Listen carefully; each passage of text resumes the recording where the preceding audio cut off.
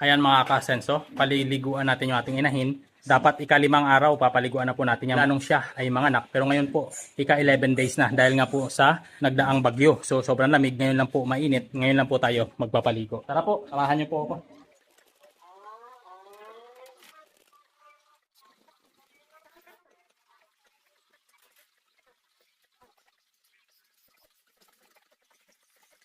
Ayan po, pinaliliguan natin yung ating saw na nanganak.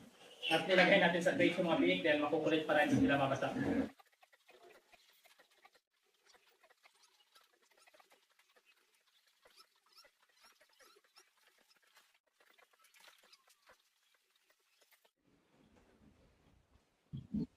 Ayan mga ka-asenso, napaliguan na natin yung ating saw.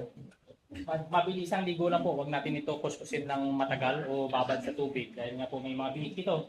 Possible na mabasa din yung mga bihik sa sobrang tagal dahil nagwawala sila. Dahil wala nga po ang harang ito. Pero soon pa-welding po ko rito ng kulungan ng mga bihik na ito. Pero removable naman siya. Tapos sa mga nagtatanong kung gaano kadalas paliguan. Araw-araw po dapat para preska ang ating inahin.